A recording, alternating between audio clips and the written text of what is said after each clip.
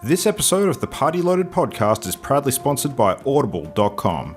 Check out their awesome catalogue of audiobooks with over 180,000 titles to choose from. And be sure to grab a free audiobook on us and support the show by visiting audibletrial.com/endgame. Let's party.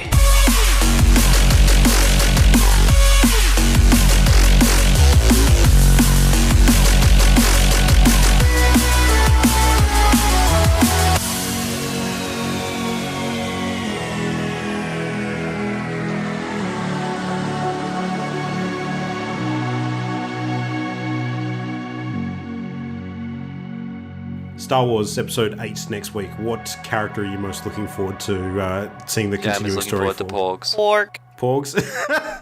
Porg. I fucking know that. Despite the fact that it looks like Chewbacca just like backhands one off the front of the Millennium Falcon. I haven't seen all the trailers, shut up. Also, Luke shot his lightsaber through two of them at once. It's fantastic. Shut your face hole. Pork bag. Shut up. I'm leaving. And dies in a force lightning explosion. That would be a great intro to that movie. That would be awesome. I would fucking love it. I want to see those fucking ice dogs. Oh, yes. They do look very cool. Ice dogs look fucking cool. I want to know their backstory. Mm-hmm. They are ice and they are dog in equal proportions. That's their backstory. Congratulations. You puzzled it out. I mean, I feel like there's more to that story. Yeah, I think there could be too. Anyway, speaking of more to the story, there is more to this story. We are Party Loaded. It is episode 106. We are here on the evening of Wednesday, the 6th of December, to talk about all things video gaming. And, I don't know, Star Wars creeping in every once in a while is okay, because, you know, we're good nerds like that. So, anyway, video games, stuff. We got Jam here. We got Ollie here tonight. Welcome, guys. Hello, I'm barely awake. Well, we'll change that in a moment. Actually, no, we won't, because this is mostly the Jam show as far as recent gaming goes this week. Hooray! I'll get back to you in 15 minutes. Mimo's not here tonight. She'll be back next week, of course, when we kick up our party favourites discussion, talking about all of our favourite games of the year across a whole range of different categories. More on that a little bit later this episode. But yeah, Jam. What's going on in Jamland? You've been so many things. Doing some. I noticed that you picked up from where Imogen left off with a particular game. So why don't you start telling us about that? I did. So I had a couple of games highly recommended by Imogen on my list. Mm-hmm. And last week I talked about how I knocked out What Remains of Edith Finch, which was amazing. So I jumped straight into the next one, Dream Daddy, last weekend. And I completed it. And it's really cool. How much have you guys seen? I've seen maybe like an hour and a bit. I saw just the little bit that we talked about last time that you and I were both observing of Imogen's game, Jam. Oh, yes. Yeah. So it's pretty delightful the whole way through. I was hoping Imogen would be here. I want to compare notes.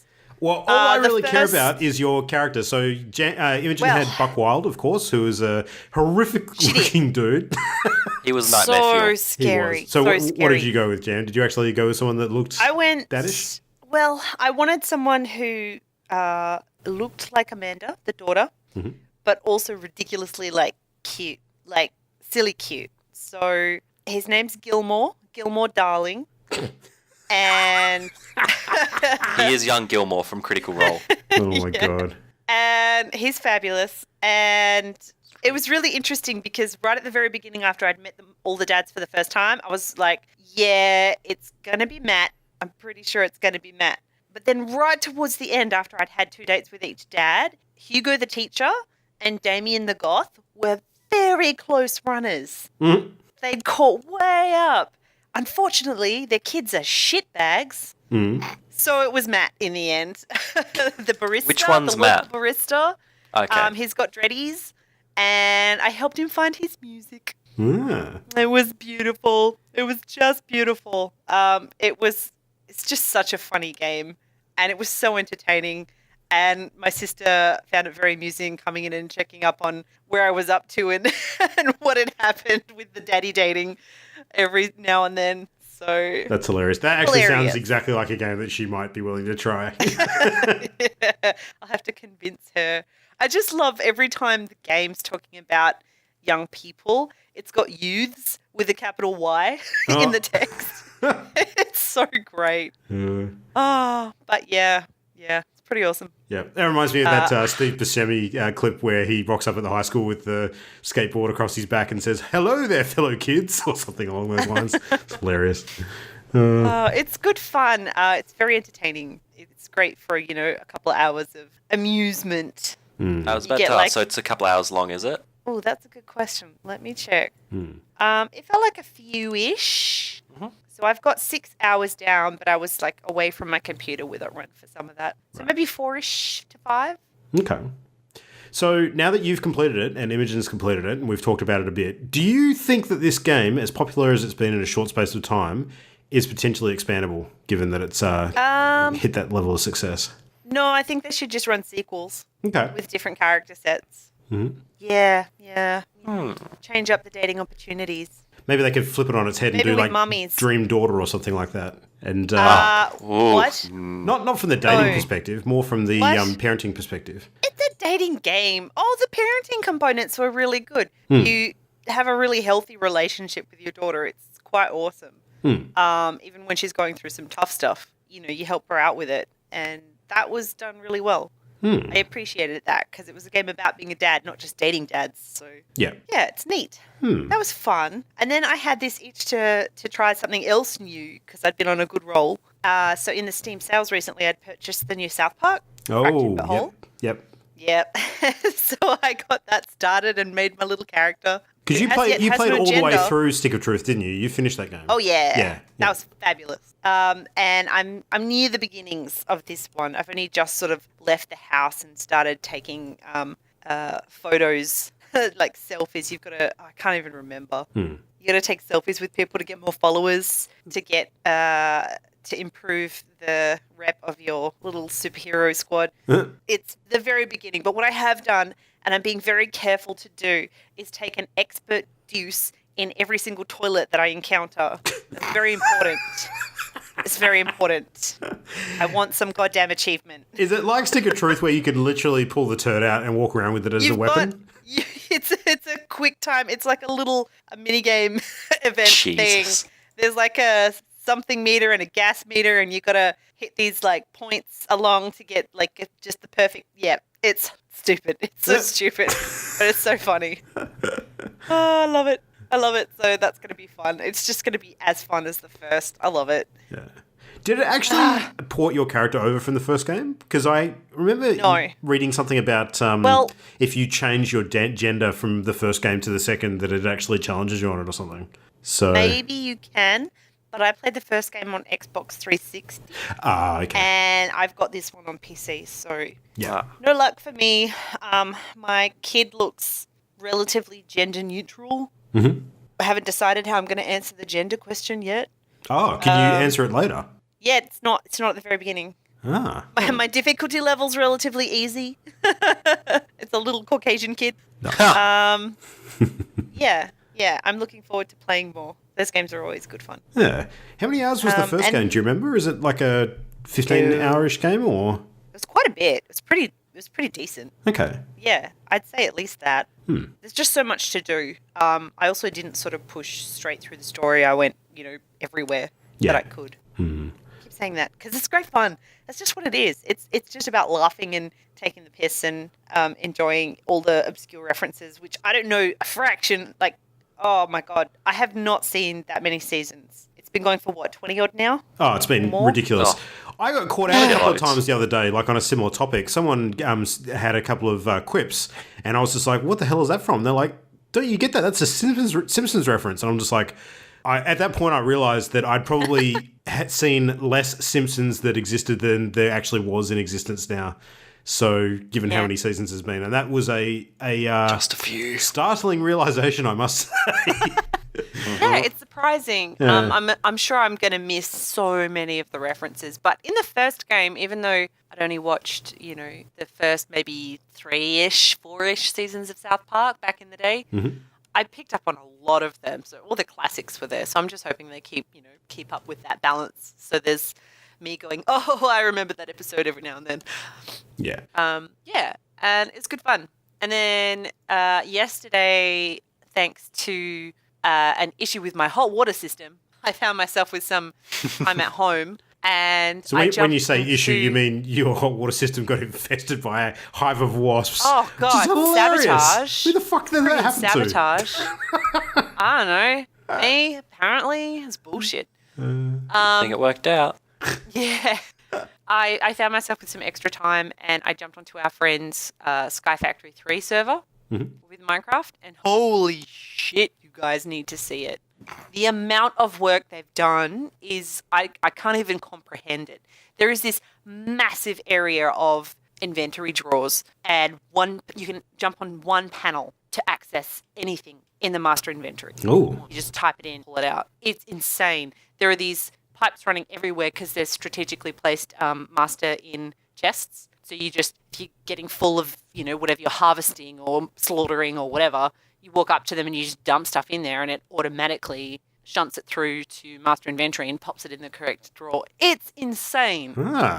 And there's other devices there. I don't even know what they do or what the deal is. I'm just like, okay, I'm going to go farm because I know vanilla Minecraft and that's about it. It's so cool. It's so cool. And then there was me just tidying. They'd make this haphazard, like chaotic maze of ways to access different platforms and shit. And I'm like, I'm getting lost. This is bullshit. So I'm, making paths and staircases, lining everything up and tidying, which is quite funny. And then I got told off for tidying too low. So they want the lower levels of this world to be sort of a little more degraded, to look more like ruins or like they're an older section. Okay. And then the higher you get in these platforms is the more modern it gets. It's really neat. Okay. I love it. There's so much I don't understand. So much. But I made a cow in a jar. Oh my God. Guess how you do that? A cow in a jar? Okay, I'm intrigued. A cow in a jar. I'm curious now. So that you can, it gradually builds up milk that you can draw out with a pail. So What? I saw it in the inventory and I was intrigued. And I made the jar, but then I'm going, I don't understand how to get the cow into it because there's just a picture of an anvil and a cow in a jar. And what you have to do is you have to put the jar on the ground. This sounds like some Warner Brothers shit right here, but go on. It is. Yep. It really is. You have to put the jar on the ground, build a platform around it so that you can lure the cow up and over the jar and have an anvil set up above it that's ready to drop when you knock out a block. And when the anvil hits the cow, it like smushes it into the jar and suddenly you've got this little cow in a jar. While it's sitting there, it slowly fills with milk. So far, I've only seen it go up to the cow's knees, but that was like 2,000 out of 8,000 units of milk. I'm assuming it's just a solid white jar when it's full of milk and you won't be able to see the tiny baby little like cow thing that's been animated inside. It's nuts. I love it. So now I'm excited to find out all the other ludicrous items that you can make with these mods. I've got to hand it to you, Jam. I was a little tentative as to whether I should jump in or not again, but a cow in a jar, that's just this sold is it to one me. Item. That's sold him. Yeah. One item. It's so funny. And there are so many weird things. I find myself just getting lost amongst like the aisles of drawers because they've all got the little picture of the item they're holding in front. Mm-hmm. And I'm just looking at them going, what's that? Oh my God, what's that? Because it's nuts. There are so many thousands of mods like integrated into this thing. I don't even understand. I'm picking up things and just going, I don't know, and chucking it in the impile because I don't know what it's for. I have no idea what to do. And the corn that I planted is getting ridiculously tall. I'm harvesting the corn with a jetpack to get to the top. That's how absurd this is getting. It's so good. It's so good. So yeah, you gotta jump back in. It's fun. Okay, that sounds amazing. Harvesting corn with jetpacks and cows in jars. Got it. All right. And what else do you need to know, really? Sky Factory 3. Get it on Twitch. Yeah, I must admit, I did not expect to hear about that tonight. Anyway. One thing I did expect to hear about tonight, though, because we've done, all three of us, a bunch of gaming of it this week, is a bit of Destiny 2 action. So, let's start with you, because you probably played the most Destiny 2 this week. I've seen you play since you started playing Destiny 2. So have you been enjoying your time in the game? Oh, that's true, actually. Now you put it like that, yeah, it actually has been the largest chunk of time devoted to Destiny 2 since you guys got me to level 20. So yeah, I'm currently in the phase of getting geared up for raids. So I'm cranking through the light level, getting cool gear and stuff. Mm-hmm. And I'm enjoying it. Crucible is interesting for me. I'm not sure if I like the Crucible stuff yet. Because I either like... Oh, no, what were you going to say? I was going to say, I think when you learn the levels, you'll enjoy it. Mm-hmm. Yeah. No, that's fair. I completely agree with that. But for me, it's a really odd mix of fast-paced and tactical. And I either like my shooters really tactical or really fast-paced. I don't like them that sort of middling ground. And the Crucible sort of sits there for me at the moment. That might change as I get different gear or as I get used to the maps and stuff like that. But we'll see. So that's been fun. And yeah, doing all the different strikes and stuff I definitely enjoy because the raids were the part that I liked most out of Destiny 1. So I'm curious to see if the raids will carry me through playing, essentially, because I am not a huge... What's the term? It's not loot whore. What's the term for the games where you buy loot progressively to level up? To grind through sort of thing, or? Yeah, like I'm not a huge grind person. I don't like just going, yeah, I've got this extra number now, and I'll grind a little bit and I get that next extra number. I know some people love that, and that's great. There's a reason I didn't play Diablo 3 through multiple times. That's not me. I like the story. And so for me going like, yeah, here's this cool story. And when you play a video game, you know there are hundreds of thousands, if not millions of people also experiencing your cool story. But that's fine because it's in isolation. Then you see the evidence and there's people walking around like, yeah, I was the last Savior Guardian as well. How you going? I saved everything as well. And you're like, I feel a little less special now. Like, there's a very big difference to you going, yeah, I know other people have played this game and had this story. And then other people literally walking past you going, yeah, I killed Gaul. What of it? Took me 20 seconds. Noob. You're like, oh, okay, cool. Tight.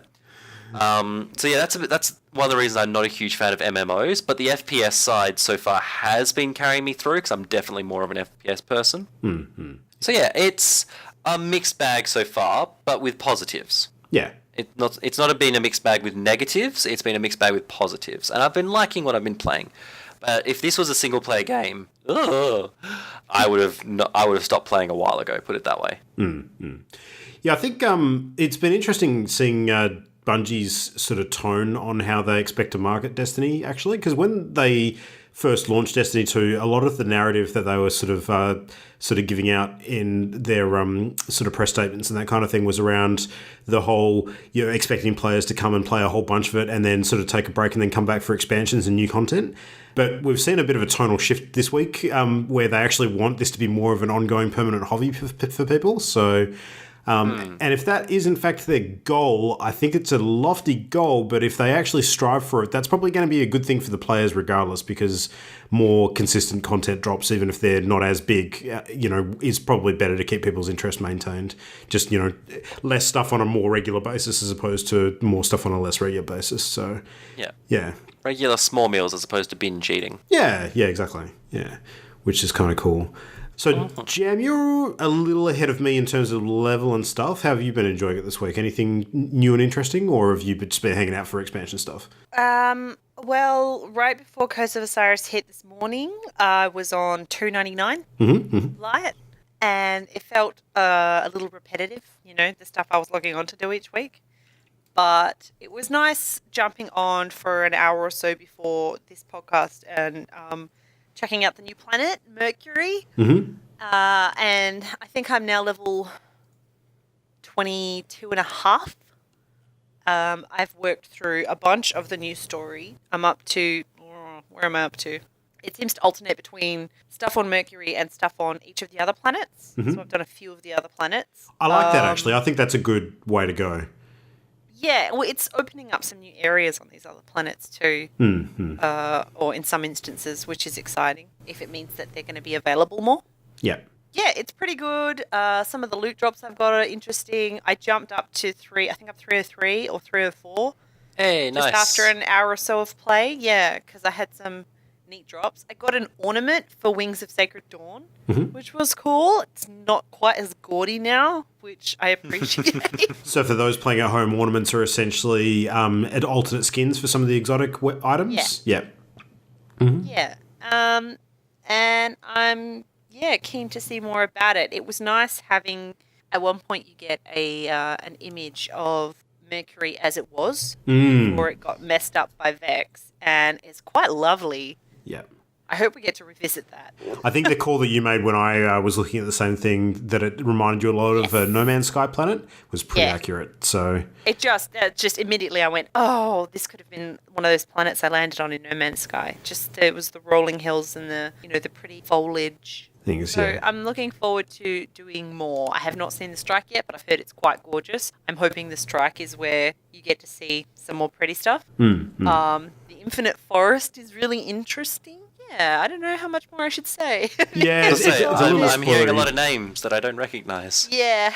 Well, the infinite forest is described sort of within the flavour text describing the expansion. So I don't think it's a big spoiler to say the infinite forest is kind of like a section in the middle of Mercury's core, which is kind of it's like a logic engine where the Vex sort of computer system that drives the core of the planet actually recreates the landscape constantly. So it's like an ever-changing maze. So, it's really cool. It looks very interesting when you sort of navigating through it. So, yeah. Jam, I don't know if you've noticed, but when I've been roaming around like in the free world areas on Mercury, a lot of the enemies tend to spawn in behind you compared to what they do in other areas. Like they tend to respawn and get the drop on you a lot more than like your typical zones where you sort of clear out a patch of them and you know they're not going to respawn for a little while. In mission?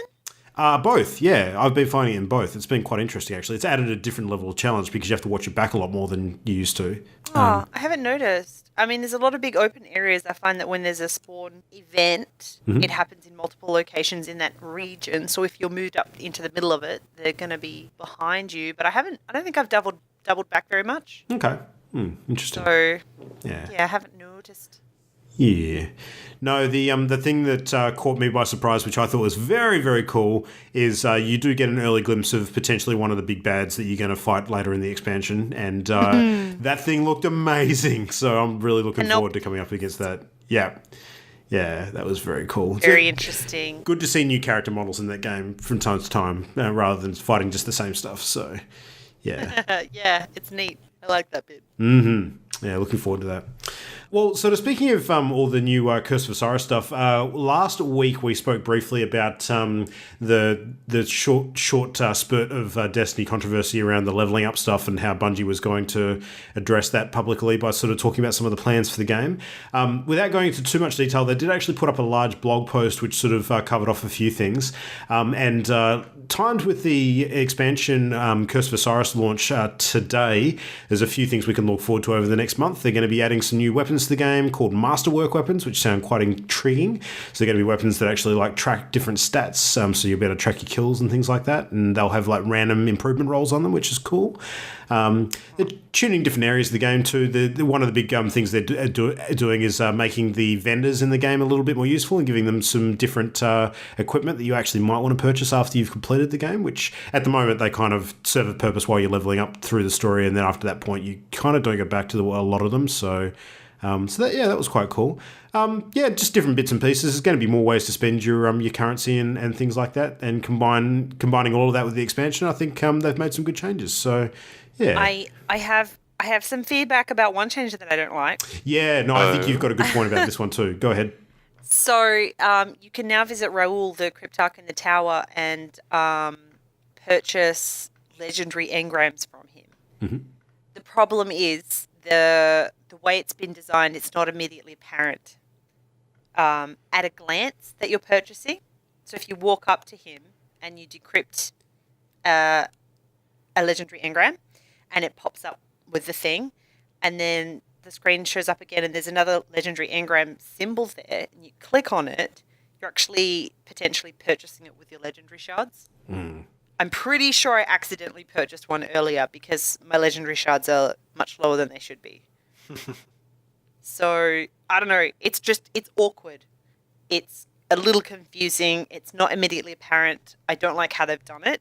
I appreciate why they've done it. It's nice to be able to buy legendary engrams, for sure, because, if you're trying to fill that one slot that's much lower, light level than all the other items in your inventory, it's better odds. But yeah, I don't know. It's just a bit awkward the way it's laid out. I think it's going to lead to some frustration for people. Yeah. But it'll be a once bitten, twice shy kind of thing where you probably won't make the same mistake again. I don't know.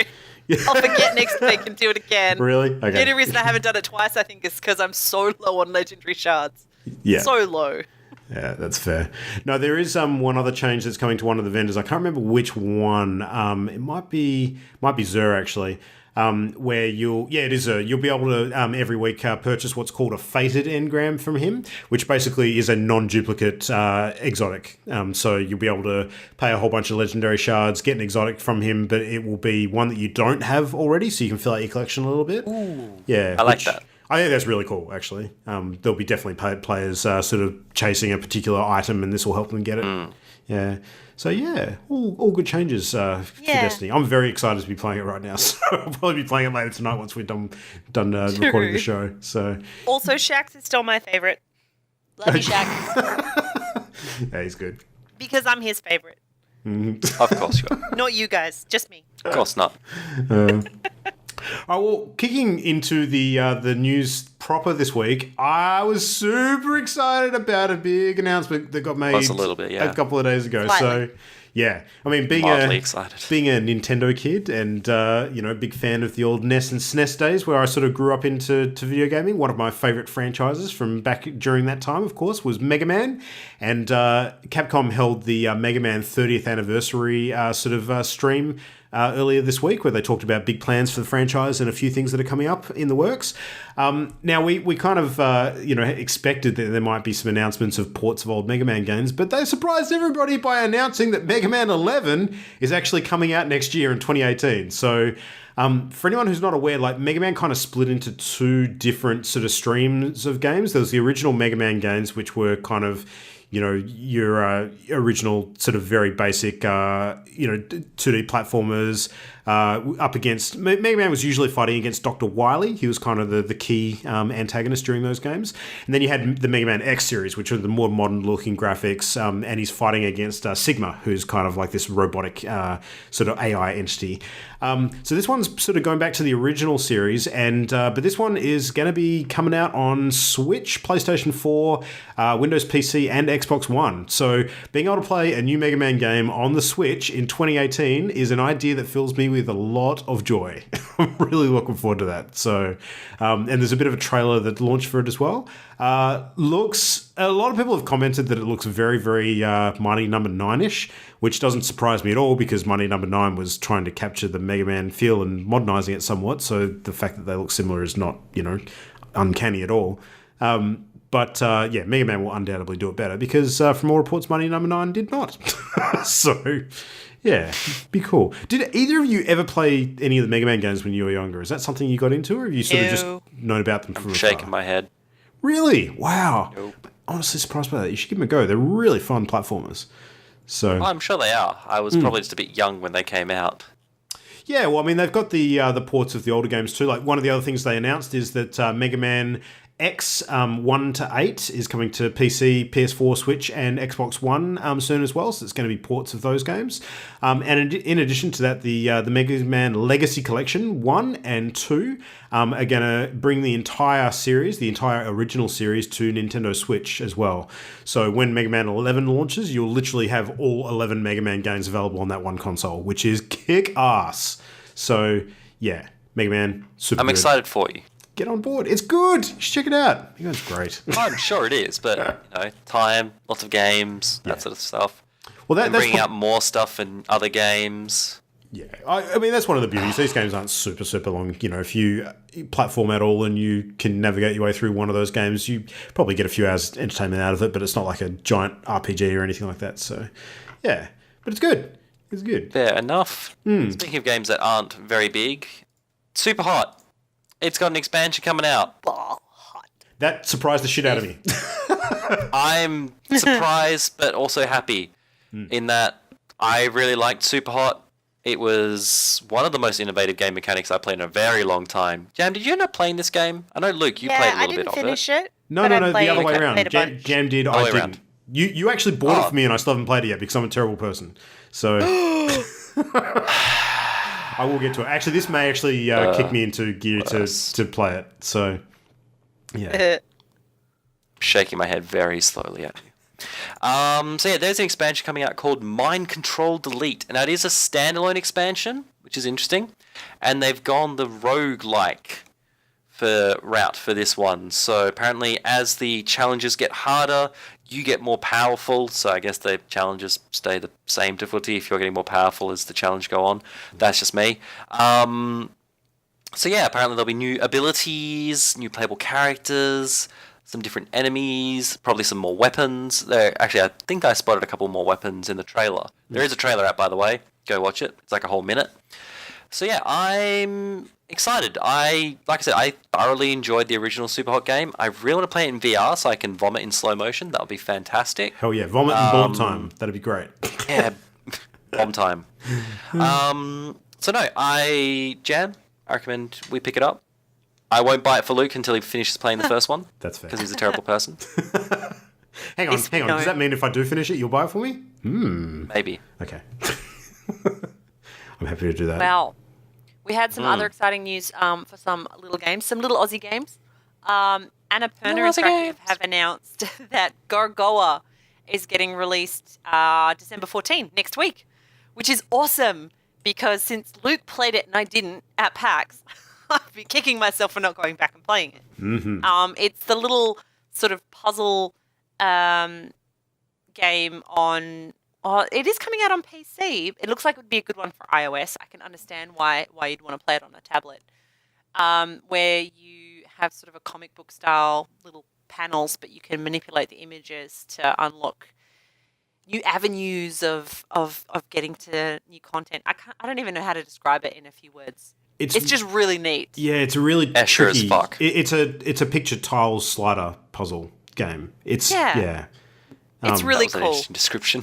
Yeah, It's going to be $5 on mobile, $15 on PC, and I'm going to pick it up as soon as it's out because I've been very keen to play this. I'm torn about which platform to pick it up on. I honestly can't decide because I don't tend to travel around with my iPad these days. I mean, I could, but I don't think this is the kind of game that I would play on my PC because I'm usually playing different styles of games. Like this is a perfect one for the couch or public transport. I don't know if it's a PC sort of game, so yeah. I'm going to get it on my iPad. It just feels like a natural fit. Yep. Yeah. I agree with the iPad one. Yeah. Yeah. So that's very exciting. And then some other Aussie game news. Armello have tweeted out that their next expansion's landing on December 20. Mm-hmm. It's called Rivals, is that right? Yep. Yes. Yes. And in the little animation that they've popped up, it's just a 10-second animation. You can see Amber's parasol rolling on the ground, damaged. And then there's like this image of a silhouette of a new bunny that they've tweeted out too. So it's looking really interesting. I can't wait to see more. There's not a lot of detail yet, but we're all super keen because we haven't had an Armello fix in a while. So now we're itching. I am disappointed about one thing, though. I'm kind of a little disappointed that they're releasing 4 characters and not 5, because that means naturally that the Bandit clan won't be represented. So, which is kind of sucks a little bit because they could have continued that and kept the equal number of characters available for each of the clans because they got 4 for all of them now. But apparently not. So give that's it a bit of a time. shame. You don't know what all their plans are. They've been constantly creating pretty neat content for this game. I never know have what's a around question. the corner. I'm putting my hand up again. No one can see it, but it's happening. We know that there's 4 new characters, yes? And we know one is a bunny, yes? Yeah. Has it been said that they are from the clans, or are they potentially a new clan? Technically, That no, is an but I'd be interesting shocked if it wasn't the case. Well, they're called Rivals though, Luke. Rivals. Oh, actually, that's true. It could be an all-new clan. Rivals. Yeah, that does make sense. If the silhouette is anything to go by... It specifically says Rabbit Clan. A new member of the Rabbit Clan approaches. I'm just checking. Oh, okay. No, that's fine. It was just, I hadn't read a lot of details, so that's unfortunate. Because that would have been cool, because he looks a bit like huntsman-y or piratey with his cool cannon polearm thing and his peg leg. Yeah. Or So I was like, oh, that could have been like a pirate clan. That would have been fucking awesome. maybe they're dual clan. Maybe they'll be bunny as well as something else. So like a secret organization of pirates or something. Oh, that'd be cool. Yeah, be interesting. Don't know how that would work, but sure. Well, I mean, in game terms, it doesn't really matter anyway because all characters can fight against all characters. It's not like they're prevented from doing that. So yeah, but I don't know. just the theme Nazi in me just would like an even distribution of characters. So no, ban a clan. They're already OP. They don't need extra characters. Which is cool. No, looking forward to that. That'll be a good Christmas pickup for us to play during the break period. So. Now, speaking of good acquisitions coming up over the next week or so, like this has been a real good week for indie game announcements, actually. Some of the stuff that we've been looking at for a while is all sort of coming to pass at very short notice. So Rumu, the vacuum cleaner themed adventure game that we saw at PAX and spoke about on our PAX episodes from Robot House, is actually getting released next week as well. So they've put up a release announcement, which has a little bit of detail about it, or you can follow the Twitter account and get a bit of info there. But December the 13th, which is going to be, I don't know what time it's going to be releasing, but it'll be available on Steam. And I believe it is going to be reasonably priced. They don't have an actual dollar figure up yet, though. But yeah, that's going to be coming out next week. So lots of sort of graphical detail up on the Steam page. You can see a little video trailer there, which gives you a pretty good idea of what the game aesthetically looks like. But we interviewed Ali McLean from Robot House when we were there at PAX. That video will be going up shortly as soon as I finish chopping it up. And you'll get a little bit of info about what they've sort of been working on there and what they're going for. But suffice to say, it's not a all happy smiles kind of game. There's a bit of detective horror elements involved from what we could gather. So yeah, I mean the logo has a huge blood splatter across the ground. So yeah, that gives you a bit of an idea. So super cheerful. It's tomato sauce. Yeah, fun. Absolutely. Yeah. Yeah, it's not dangerous at all. But yeah, that's cool. Speaking of super happy cheerful games, it's time for our party game of the month. That was more like Halloween-y than anything else. Yeah. But no. So we played a super happy fun little game. Well, if you had the music on, it was super happy and fun. Otherwise, it was a lot of people swearing and making innuendos. Which was super happy and fun. Imogen in particular had a good time that night. She was in fine form. It's a shame that she's not here to account for her actions tonight. Not deliberately at all. No, it was amusing though. Yeah. So the game that we are referring to is Golf with Your Friends. And so we played it with our friends. Mm-hmm. And surprisingly, we were still friends afterwards. So that's a sign of a good game. So, bit shocked. It is. So for those of you that are playing at home, the basic game premise is that you're playing would you say Crazy Golf would be the best description? Yeah. Yeah, mini golf. Like crazy Actually, hang on. Isn't Crazy Golf mini golf technically the version of mini golf where you have the oversized ball? I don't know enough about mini golf to... That's super golf, isn't it? Wait, I don't even know. You're okay. right. Yeah. No, super golf It's a variety of theme park-esque putting courses. Yeah. There you go. Fucking someone tweet us and tell us what it is. So you play the person putting the golf and you go around and you putt that little golf thing through various hazards and obstacles and all sorts of crazy things.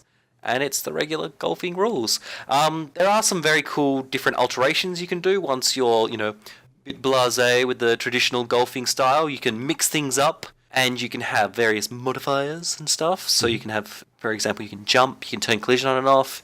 You can have all sorts of bits and pieces. As far as where you can get it from, I'm going to throw it to someone because I'm desperately Googling it now. I know it's on Steam. You can get it for $6 American.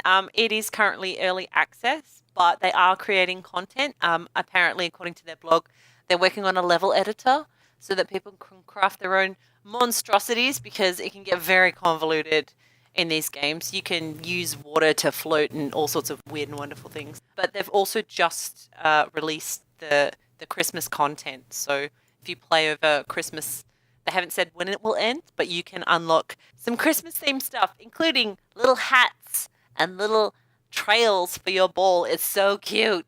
Ollie and Imogen managed to unlock these little snorkel goggle sets. Scuba bros! Scuba! And it just is adorable seeing this little ball zip past you with a snorkel with a scuba mask. Face? I don't know. I got a dunce cap and also a cupcake. But they've got Christmas stuff out. So I saw one picture of this little penguin that can be your hat, essentially, for your ball. It's ridiculous. And it's so much fun. Yeah. So So I'm just looking at the availability. It looks like Steam and also comes in the Humble Bundle as well. So PC, it's looking like. Yep. Humble Bundle, good value. Always a big fan of the old Humble Bundle. Always worth supporting. So yeah, as we mentioned, the game mechanics is traditional golfing. So to actually putt, you click your left mouse button down and you drag your mouse forward, and that determines the strength of your shot, and then moving your mouse around determines the direction. And I'd say 70% of this game is just figuring out how hard you need to hit the ball. Yeah. More than anything, it's like, is this a 1-bar shot? Is this a 3-bar shot? Getting an idea of what elements of the course are coming up next as well, like sort of not being first off the gun and waiting till other people fuck up and watching what they do is usually a good strategy too. So yeah, always good strat. As we found out rather late into the session, you can actually use the scroll wheel to zoom in and out. Just now. As some nefarious people withheld. Not nefarious, it's like one of the most obvious things you try and do when you start. I just assumed everyone knew. A likely story. I'm sticking to it.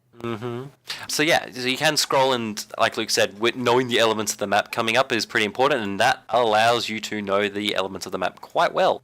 So went with that, and then with some of the other mechanics, so some of the modifiers you can have collision on and off, you can have the ability to have your ball jump, which is kind of cool.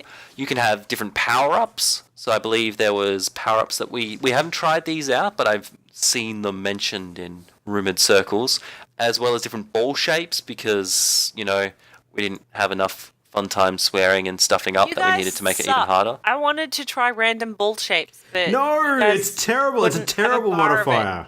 No. Who says? You haven't tried it. See, my issue with that modifier is it would probably be fun for one hole, and then you'd very, very quickly realise that it takes the small amount of skill left in the game completely out of it and just puts you at the mercy of random sort of landing of the ball. So yeah, but that's the point. It's fun. Sure. Once everyone gets good, then whoop-de-friggin' do you. Yeah. As we've seen with Luke playing this game, Luke is what we will call a savant. Yes. He is great at this game. And if you can't hear the air quotes in me speaking, I'm sorry. Well, that being said, the first couple of games we played, I really did poorly, and then I improved considerably after that point because everybody else was trailing behind and getting really worried about it. So that's true. Yeah. Worried? I mean, people didn't want to finish further down the list than me because that would mean they're really shit. It's true. So there is a bit of, I'm going to say there is a little bit of RNG with some of the maps, in that sometimes when you smack the balls, there are moving elements that you basically just pray don't hit you. Yeah. Sometimes, yes, you can time it. No, some you can. You cannot tell me on, I think it's the Candyland level, the last thing where there's 8 or 10 tunnels of bowling balls going past. That's you time that. I did, and it was glorious. All right, well then you should have won. Why didn't you win every hole? I did, because I got the cupcake hat. Oh, no, that's true. That's fair. Yes.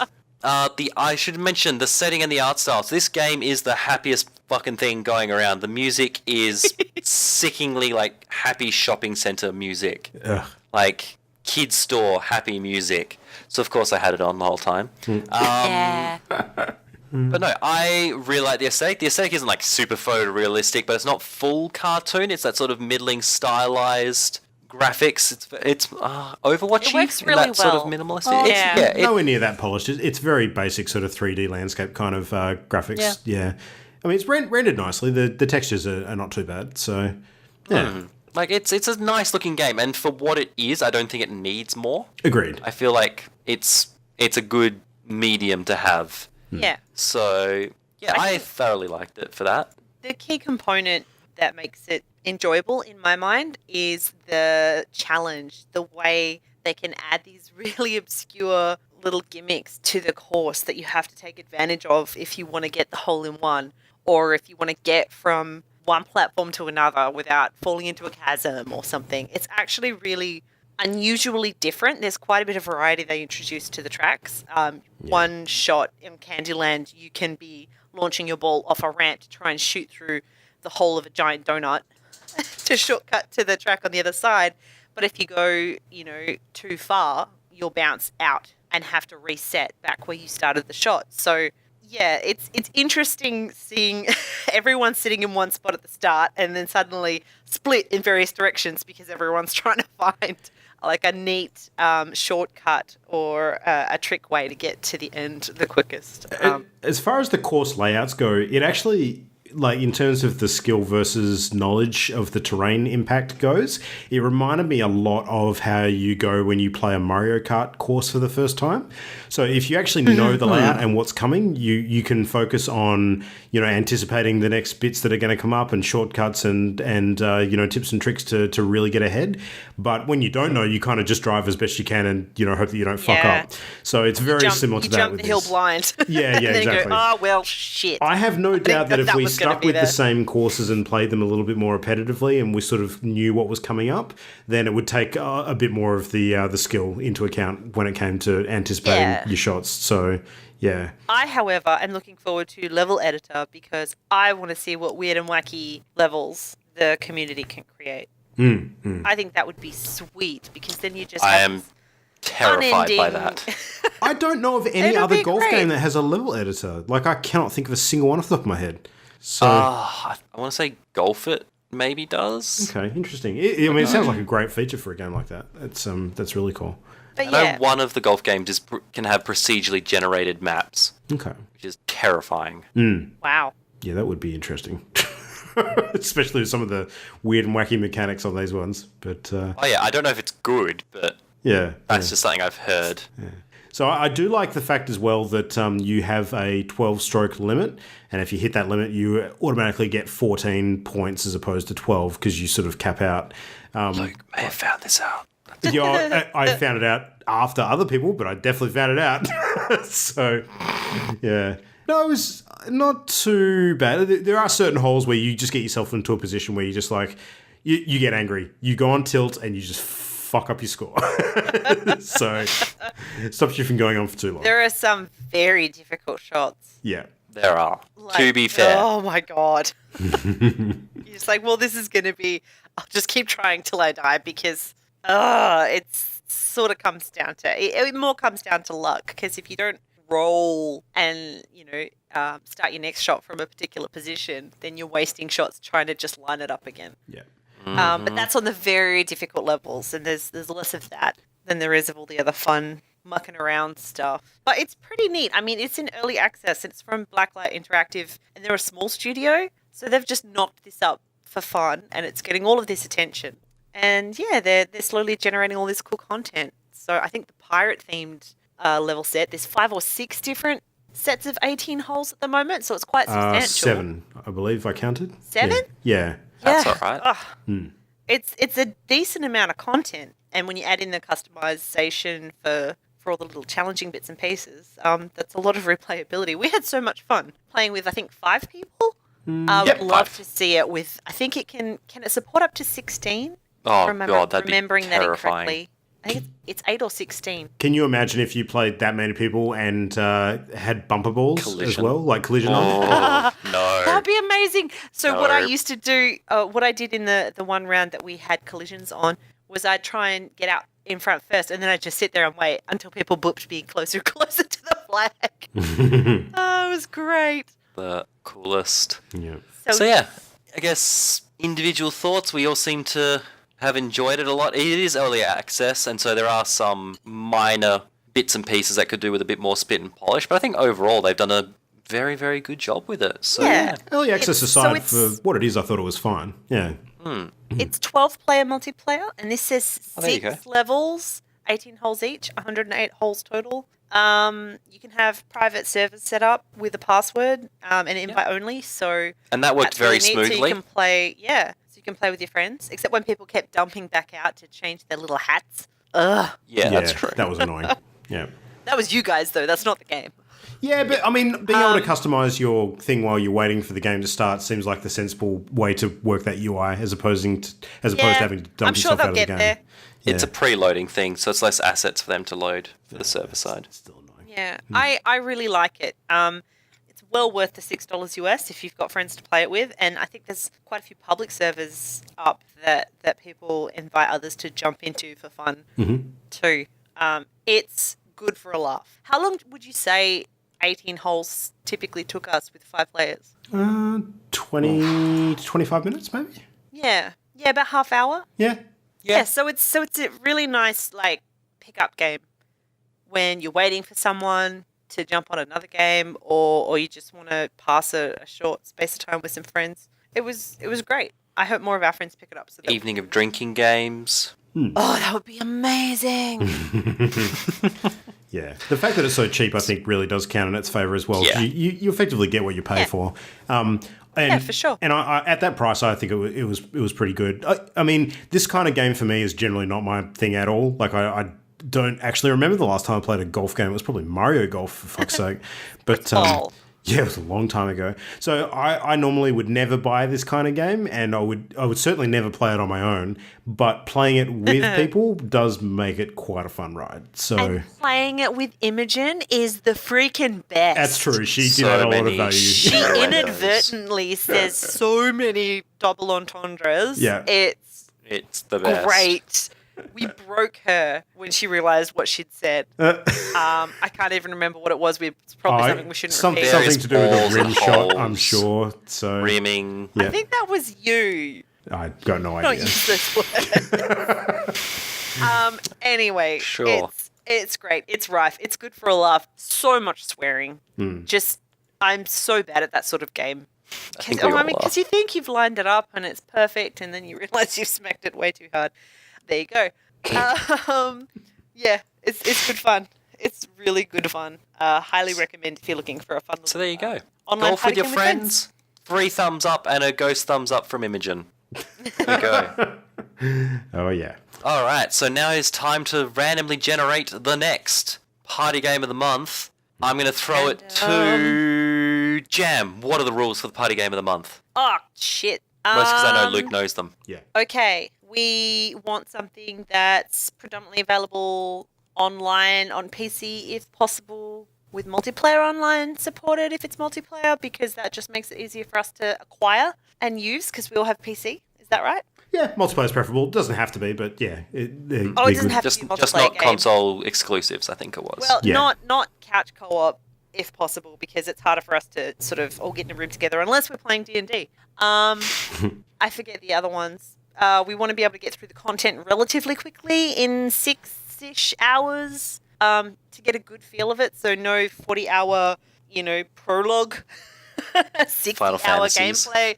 Yes. Price-wise, was it 20 American? 30. Or no more than 30 American dollars, because, we want to buy all of the games but can't quite afford to. What else? What am I missing?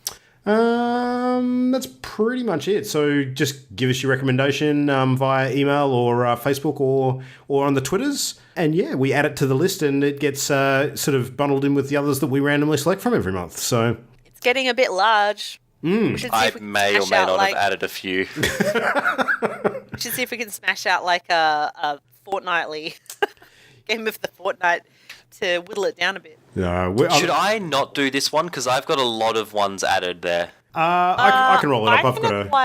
Oh, okay. I've got a random number generator. Yep. Carry one with me all the time, so I'll close this way. I'm impartial. All right, just close the Are door. you though? No, never. Alrighty. Always have vested interest. So just let me program this for the right number. Okay, Can't cool. hear it rolling. I've got the sound off, but I can turn the sound on. There we go. You hear that? All right. Yeah. Ready? Nope. Set, go. We have a 5.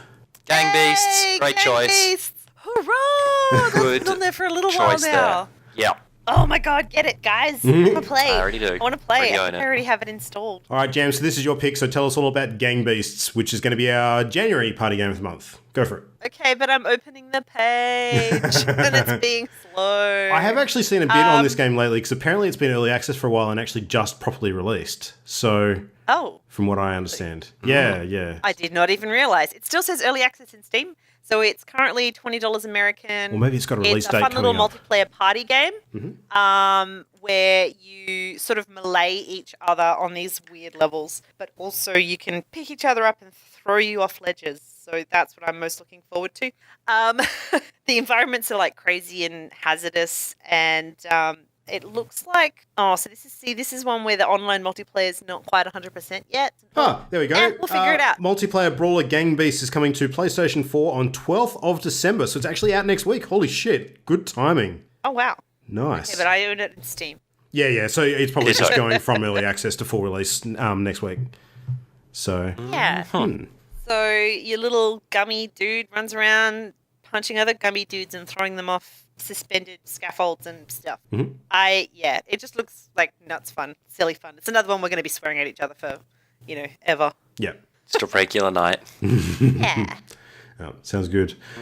All right, well, we should probably just mention that Party Game of the Month we will actually be discussing again in the next couple of weeks, because as of next week, we're going to be kicking off our 2-part Party Favourites episodes for the year, which is basically our version of our Game of the Year kind of discussions, but it's all very subjective because it's our favourites. So we do have a bunch it's only what we played. That's it, yeah. Well, I mean, we have played a lot of stuff this year, though. I think as far as the gamut of big releases in 2017 goes, between the 4 of us, we've covered just about all of it. So we've done pretty well. The 8 categories over 2 episodes that we're going to be going through, I have a quick list here. So we're going to be discussing our favourite new character of the year. We're going to be talking about our favourite moment or sequence within a game, and our favourite visuals, favourite audio, our favourite games feature or mechanics, so something that's really stood out to us, our biggest surprise of the year, and our favourite party game of the month of the year.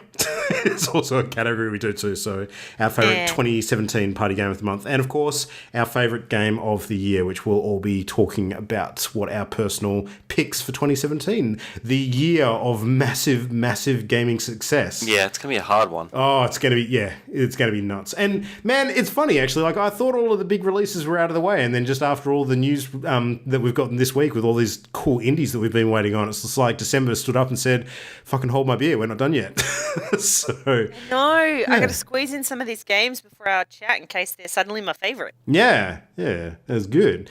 I've got a bit of an idea of what stuff I want to focus on, but I got to say there are some things that I want to play this week that may factor into the conversation. So yeah, we'll see. It's going to be a busy week of indie gaming, I think, and not to mention the Destiny stuff that's kicking off. So yes. So anyway, over the next week, what are you going to be looking to play? Ollie, what's on top of your list at the moment? Did you actually end up taking a look at Pyre at all after we discussed it last week, or is that sort of lost in? It's not. It took me like 4 weeks to get onto Edith Finch. How long do you reckon it's going to take me to get onto bloody Pyre now? I got no idea. So yeah, it's going to take a while. What else is on the list for you? Getting raid ready for Destiny. I reckon I'm 1 or 2 sessions off from that, so that'll be my things to do. And then, I don't actually have anything else on my list. Well, if we kick that off a little later this week, which I think probably will happen, you should have a good time doing that. So that's a lot of fun. Expansions. Yeah. Sorry. Well, I'm optimistically hoping I can get some extra time off around the upcoming holiday break. And in anticipation, I wrote out a list of games that I have yet to complete or even begin, and it's depressingly large.